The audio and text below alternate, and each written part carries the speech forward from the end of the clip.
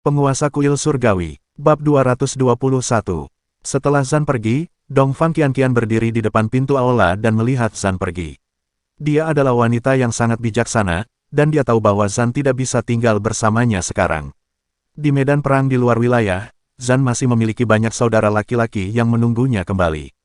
Kakak dari pria yang disukainya saat ini sedang bertarung sampai mati di medan perang di luar wilayah. Seluruh kerajaan naga kini menghadapi masalah internal dan eksternal. Pria yang disukainya, Dongfang Qianqian, adalah seorang pahlawan, jadi dia tidak bisa terlalu egois. Kak Zan, aku akan selalu di rumah menunggumu kembali. Selanjutnya aku akan menyiapkan gaun pengantin terindah. Saat kamu kembali, aku akan mengenakan gaun pengantin untuk menjemputmu. Kakak Zan, kamu bahkan lebih baik lagi. Dari yang dibayangkan Qianqian, Dongfang Qianqian menatap punggung Zan Li dan bergumam dengan mata basah. Apa yang tidak diharapkan oleh siapapun adalah dua bocah nakal yang kami sepakati untuk bertemu saat bermain rumah selama lebih dari 10 tahun. Sekarang setelah dia dewasa, yang satu telah menjadi prajurit yang melawan musuh di garis depan, dan yang lainnya telah menjadi wanita yang paling sempurna dan lembut. Setelah Zan pergi, dia melanjutkan ke daerah yang jauh dari klan Dongfang, namun tetap tidak menoleh ke belakang, dan tidak melihat kembali ke arah Dongfang Qianqian. Karena dia sangat yakin bahwa setelah pertempuran di garis depan selesai, dia pasti akan kembali. Lebih dari 10 menit kemudian, di hutan belantara di pinggiran timur Yanjing, Zan bertemu dengan 10 diaken sekte Dewa Perang yang mengenakan jubah dan topeng setengah emas di wajah mereka. 10 di antaranya setengah langkah ke tingkat kaisar, dan kepala diakon memiliki aura samar tingkat pertama tingkat kaisar. Salam untuk ketua sekte muda. Ketika ketua diakon dan yang lainnya melihat Zan, mereka semua membungkuk dan membungkuk dalam-dalam kepada Zan. Zan mengangguk dan berkata, "Baiklah, Lucy sudah memberitahuku, Diakon Agung, kamu di sini untuk mencari kakak laki-lakiku, kan?" Diakon Agung, yang dipenuhi aura kaisar tingkat pertama, mengangguk dan berkata, "Ya, Tuan Muda, Anda memahami banyak hal. Anda adalah Tuan Muda dari Sekte Dewa Perang. Anda ditakdirkan untuk tidak tinggal di kuil surga selamanya. Di masa lalu, Anda tanpa menembus ke tingkat kaisar, Anda dapat berfungsi sebagai 4 raja surgawi di kuil surga, tetapi setelah Anda menerobos ke tingkat kaisar, Anda harus kembali." Diakon Agung dari Sekte Dewa Perang berhenti sejenak dan berkata, "Tuan Muda, hanya di Sekte Dewa Perang Anda dapat melangkah lebih jauh dan membawa lebih banyak warisan dari Sekte Dewa Perang. Setelah Anda menerobos ke tingkat kaisar atau tingkat kaisar-kaisar sejati, Anda secara resmi akan menjadi Tuan Sekte Dewa Perang. Ini adalah takdir Anda dan tidak dapat diubah." Zan terdiam. Ya, dia mengerti dalam hatinya. Pada saat ini, sebuah gambaran muncul di benaknya. Di medan perang di luar wilayah, di markas besar kuil surga, 4 raja surgawi mengadakan pertemuan. Ketika dia hendak pergi, mereka menghentikannya secara diam-diam dan menanyakan apa dia berkata. "Zan, setelah kamu menerobos ke tingkat kaisar, apakah kamu akan tetap tinggal di kuil surga?" Dan jawaban Zan saat itu adalah dia akan tetap tinggal. Tetapi pada saat ini, ketika 10 diaken Dewa Perang lahir dan datang mencarinya, Zan terdiam. Dia ingin tinggal di kuil surga, mengikuti saudara laki-lakinya dan kakak tertuanya Xiao Tians, dan bertarung bersama di luar wilayah. Namun, Sekte Dewa Perang lahir jauh lebih awal dari yang dia bayangkan. Dia tidak pernah menyangka bahwa dia akan lahir setelah menembus level kaisar dan gerbang Dewa Perang. Setelah Zan terdiam beberapa saat, dia berkata kepada Diakon Agung, "Bisakah saya mengundurkan diri sebagai pemimpin sekte muda dan membiarkan sekte memilih penggantinya lagi? Saya ingin tinggal di kuil surga." Diakon Agung itu terdiam dan tidak berbicara. Dia hanya memandang Zan dengan tenang. Selain itu, pada saat ini, kecuali Diakon Agung, 9 diakon sekte Dewa Perang tingkat kaisar setengah langkah yang tersisa dan pelindung Zan, Lucy, semuanya terdiam. Menonton pertempuran. Setelah sekian lama, pelindung Zan, Lucy, yang juga telah menyaksikan Zan tumbuh dewasa, menarik napas dalam-dalam dan menghibur Zan dengan cara yang sangat rumit. "Hei, Tuan Muda, saya telah melihat Anda tumbuh selangkah demi selangkah bersama saya. Saya tahu Anda menghargai perasaan, tetapi Anda tidak punya pilihan dalam hal ini. Anda adalah kandidat terbaik untuk dilahirkan di Sekte Dewa Perang. Ini adalah takdir Anda, dan Anda tidak dapat menghindarinya. Kuil surgawi sepenuhnya, itu mungkin membawa bahaya bagi saudara-saudaramu." "Lucy, kamu terlalu banyak bicara." Sebelum Lucy selesai berbicara, ketua diakon Sekte Dewa Perang berteriak dengan dingin kepada Lucy. "Hei!" Lucy menghela nafas dalam-dalam. Zan terdiam. Dia melihat ke Diakon Agung tingkat kaisar tingkat pertama dan bertanya, "Diakon Agung, menurut piagam asli Sekte Dewa Perang, dibutuhkan setidaknya 5 tahun agar Sekte Dewa Perang terbentuk. Jadi bisakah Anda memberitahu saya mengapa Sekte Dewa Perang sedang terjadi sekarang? Setelah Diaken Agung terdiam beberapa saat, dia menarik napas dalam-dalam dan memandang Zan dan berkata, baiklah, karena Ketua Sekte Muda ingin tahu, tidak apa-apa bagiku untuk memberitahumu, karena Ketua Sekte dan beberapa Tetua Agung menyimpulkan rahasianya dan menemukan bahwa tren umum telah berubah. Tampaknya seseorang secara diam-diam mengganggu tren umum telah muncul yang seharusnya tidak muncul di era ini, dan beberapa hal telah terjadi yang seharusnya tidak terjadi di era ini zaman. Zan mengerutkan kening dan terus bertanya, beberapa orang muncul yang seharusnya tidak muncul. Apa maksudmu dengan ini? Diakon Agung mengamati Zan dalam-dalam dan berkata, ini sangat sederhana, sama seperti kakak laki-laki tertua Anda, penguasa kuil surga. Menurut alasan dari Master Sekte dan beberapa Tetua Agung, dia seharusnya tidak muncul. Surga, kekuatan kuil seharusnya tidak muncul lagi. Kerutan di dahi Zan semakin dalam, dan dia terkejut. Faktanya, sebagai tuan muda dari Sekte Dewa Perang, dia telah menerima berbagai warisan dari Sekte Dewa Perang sejak dia masih kecil kuil Tianshen dan kakak tertuanya Xiao Tians. Itu sebabnya dia bertanya pada An tentang waktu itu. Zan terdiam beberapa saat dan kemudian bertanya kepada Diakon Agung, Diakon Agung, bagaimana masa depan kuil surgawi kita? Apakah guru sekte dan tetua tertinggi sudah menghitungnya? Diakon Agung menggelengkan kepalanya dengan sungguh-sungguh dan berkata, maaf, Tuan Muda, tidak, masa depan kuil surgawi tidak jelas dan tidak dapat dihitung. Hasil seperti itu mungkin dua ekstrim, masa depan kuil surgawi tidak terbatas, atau masa depan kuil surgawi tidak terbatas. Itu akan hancur total. Zan mengangguk, melihat lebih dalam ke Diakon Agung dan berkata, Diakon Agung, jangan katakan apa-apa lagi. Sekarang hanya kamu yang telah lahir. Master Sekte dan yang lainnya belum muncul, dan sekarang saudara-saudaraku sudah masih mengikutimu di medan perang di luar wilayah. Ayo bertarung melawan musuh asing bersama dengan Departemen Perang Kerajaan Naga. Jadi hari ini, aku harus kembali. Jika terjadi sesuatu, aku akan membicarakannya setelah perang ini selesai, oke? Diakon Agung dari Sekte Dewa Perang, yang dipenuhi dengan aura kaisar tingkat pertama, terdiam. Setelah terdiam beberapa saat, Diakon Agung itu memandang ke arah Zan dan berkata, pemimpin Sekte Muda, kamu. Bisakah Anda memberitahu saya mengapa Anda memilih melakukan itu? Mengapa Anda ingin membantu Departemen Perang Kerajaan Naga?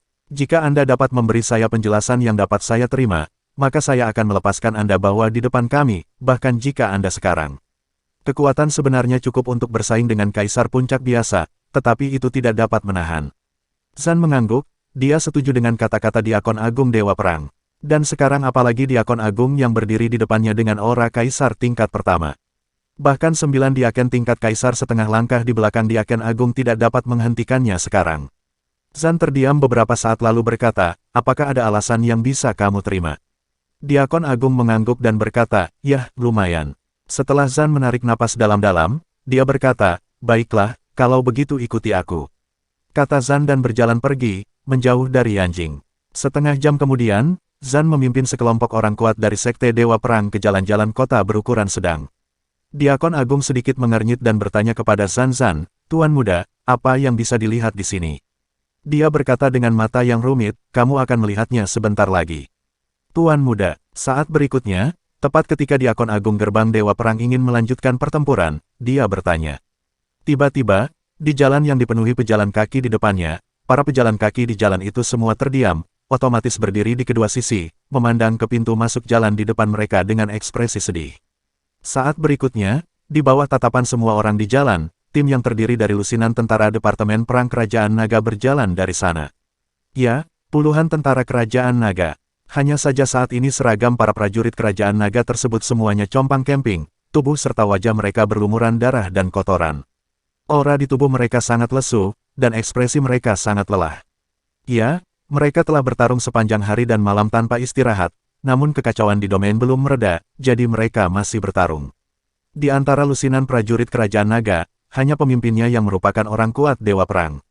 Tapi orang kuat Dewa Perang inilah yang terluka paling parah saat ini. Ya, dia mengalami cedera paling serius, lukanya perutnya darah masih mengalir keluar.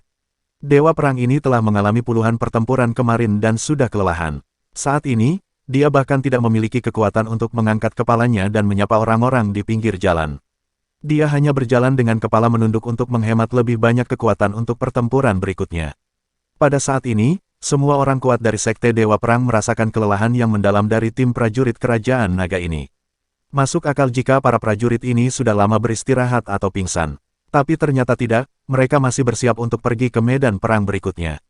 Pejalan kaki di kedua sisi jalan tidak berani bersuara saat ini. Mereka hanya bermata merah dan berdoa dalam hati untuk tentara di depan mereka. Beberapa orang memberikan air kepada tentara. Setelah para prajurit meminumnya dalam satu tarikan napas, mereka terus bergerak maju tanpa mengucapkan sepatah kata pun. Bagaimana? Apakah ini mungkin? Kehendak macam apa ini? Bagaimana manusia bisa memiliki kemauan yang begitu kuat? Saat berikutnya, setelah tim tentara kerajaan naga pergi, seorang diaken dari gerbang Dewa Perang bergumam tak percaya. Dan kemudian mereka melihat bahwa setelah sekelompok tentara kerajaan naga pergi, para pejalan kaki di kedua sisi jalan secara spontan berjalan ke tengah jalan dan memberi hormat ke belakang tentara yang mundur dengan mata merah.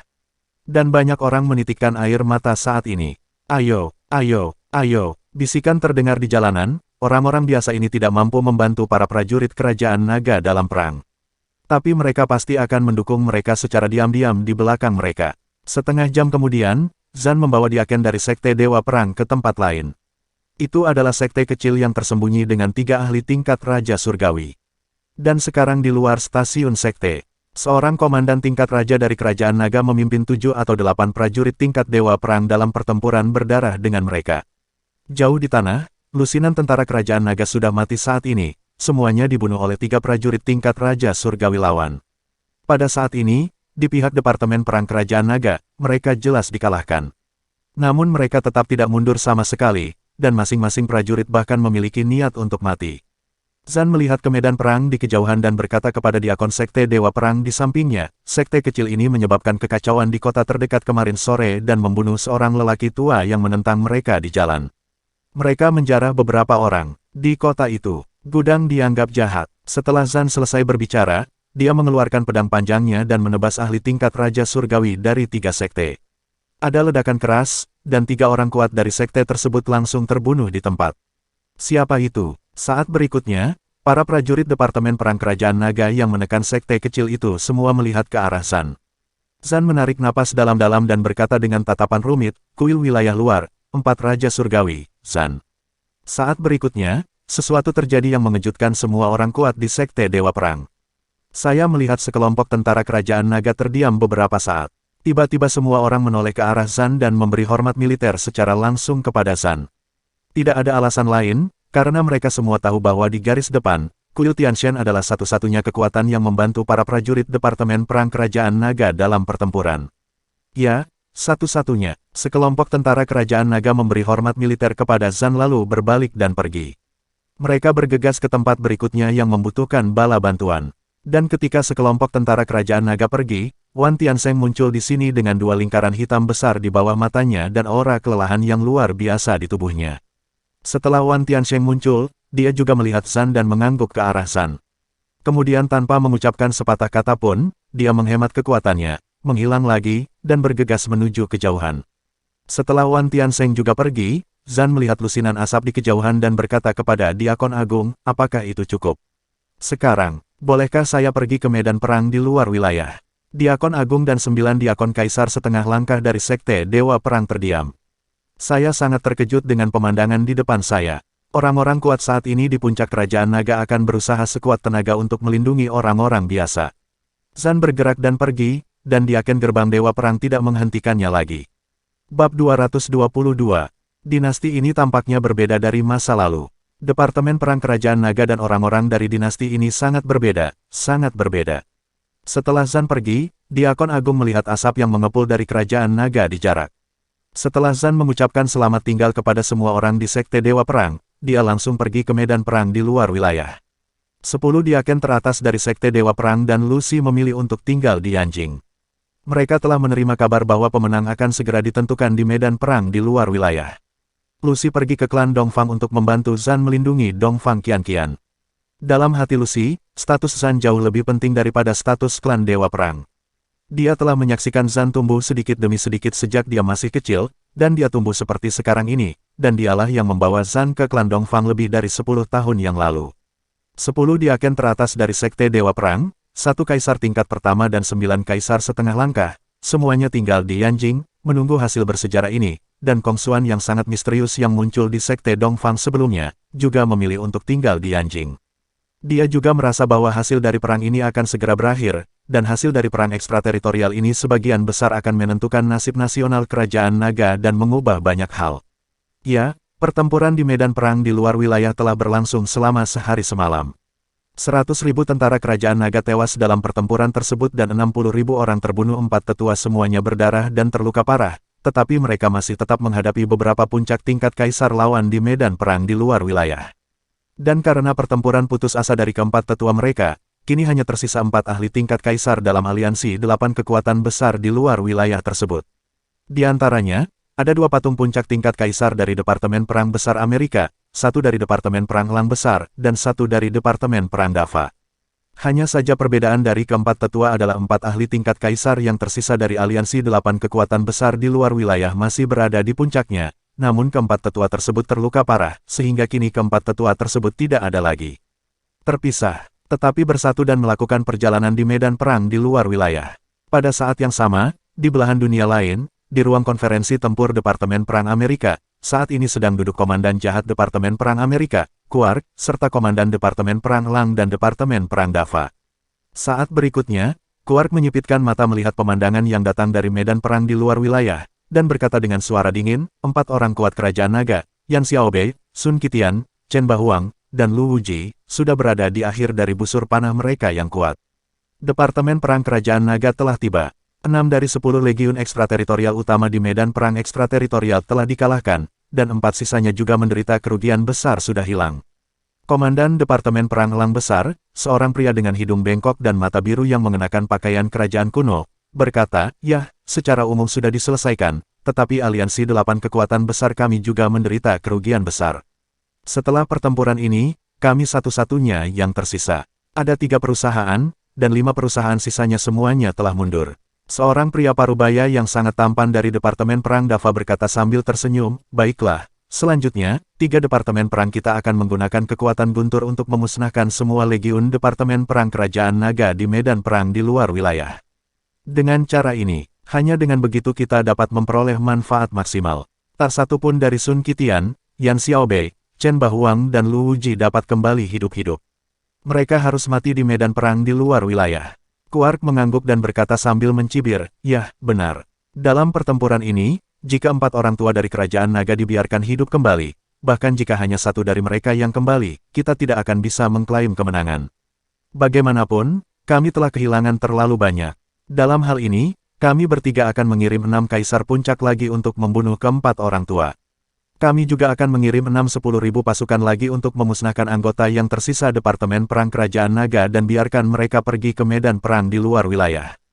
Komandan Departemen Perang Lang Besar dan Departemen Perang Dava keduanya mengangguk. Kemudian Komandan Departemen Perang Lang Besar mengerutkan kening, mengetukkan jarinya ke meja dan berkata, "Tidak, itu tidak cukup.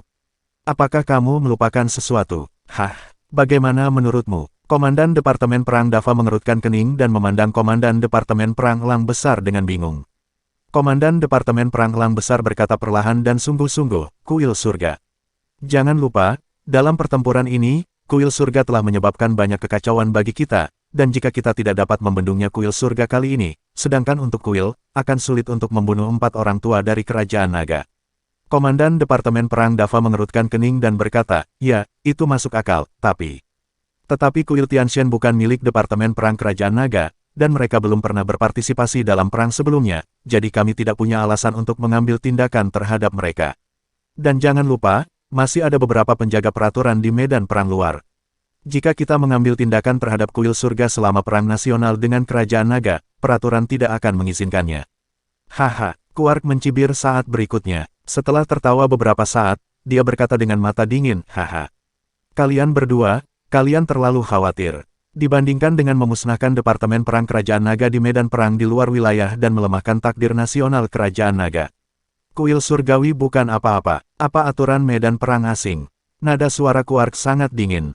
Kemudian Quark melanjutkan tanpa menunggu keduanya bertanya, "Ini sangat sederhana. Masing-masing dari kita bertiga akan mengirimkan pembangkit tenaga listrik tingkat kaisar untuk mengintimidasi penjaga aturan di medan perang di luar wilayah. Biarkan mereka menahan kuil surgawi. Jika mereka melakukannya, jika tidak, maka kita akan membantai kuil surgawi. Kuil surgawi yang bahkan tidak memiliki seorang kaisar bukanlah apa-apa. Dan tidak banyak ahli tingkat kaisar yang bersembunyi di medan perang di luar wilayah kita bergabung untuk memaksa mereka. Mereka tidak berani untuk tidak memberikan muka. Ada sedikit kegilaan di mata Quark. Ya, kali ini Quark berencana melakukan apapun untuk memenangkan perang dengan kerajaan naga. Kirim langsung 3 prajurit tingkat kaisar, 6 prajurit tingkat kaisar puncak, dan 60.000 legiun terkuat ke sana. Hancurkan semuanya secara langsung dan bangun peluang kemenangan Anda dalam satu gerakan. Saat ini, Quark sebenarnya ingin mengirimkan prajurit setingkat kaisar secara langsung untuk mengintimidasi para penjaga aturan di medan perang di luar wilayah.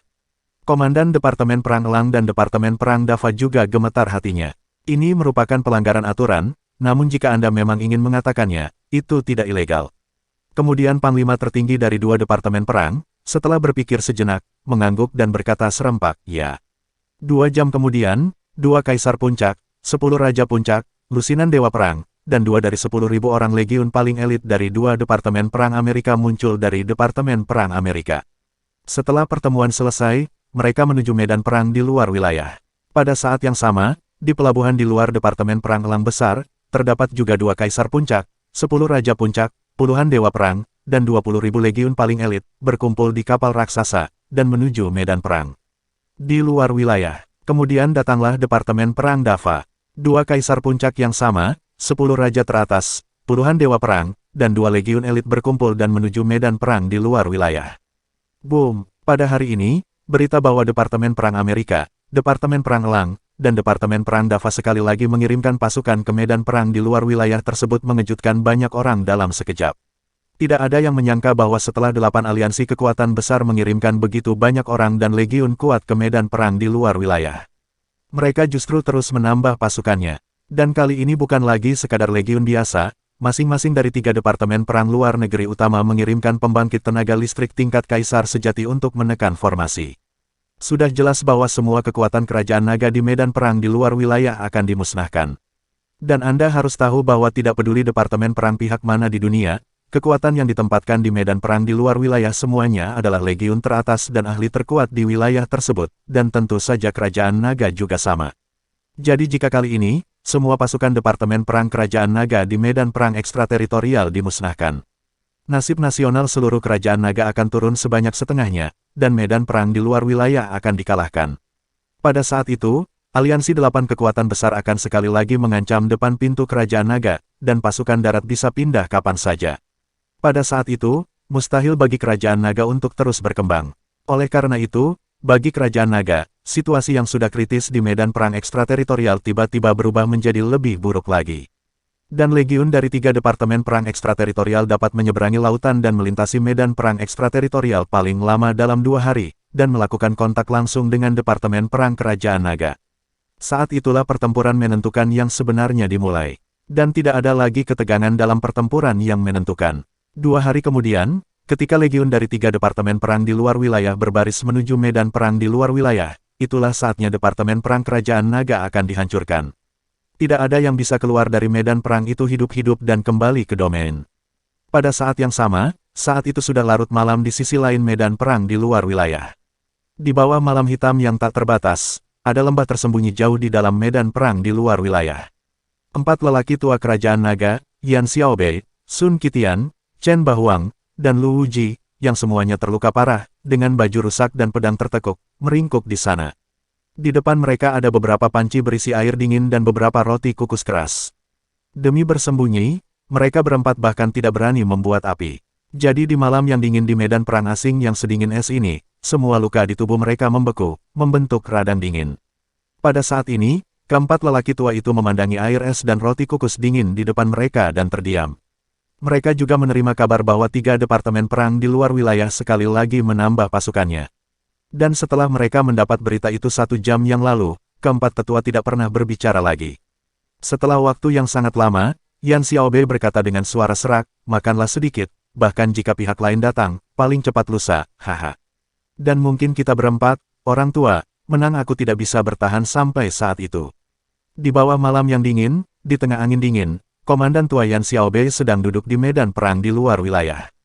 Rambut putihnya tertiup angin dingin, dan wajahnya penuh perubahan bekerja keras untuk melarikan diri dari wilayah itu kemarin lusa, terlepas dari hidup dan matinya. 3 kakak laki-laki yang datang untuk mendukungnya tersenyum. Ayo, makan sesuatu. Bahkan jika kita mati, kita akan kenyang sampai mati.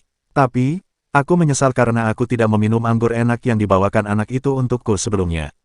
Hei, dalam situasi ini, sepertinya aku mengambil seteguk. Kalau tidak, aku selalu merasa mati, sayang sekali. Di tengah angin dingin di malam yang dingin, Yan Xiaobei memecahkan sisa 2 roti kukus beku keras menjadi 4 bagian dan menyerahkannya kepada ketiga kakak laki-laki itu. Sun Qitian, Chen Bahuang, dan Lu Wuji tidak berbicara, tetapi mengambil roti kukus dingin dari Yan Xiaobei, menundukkan kepala dan memakannya dalam angin dingin. Bersambung,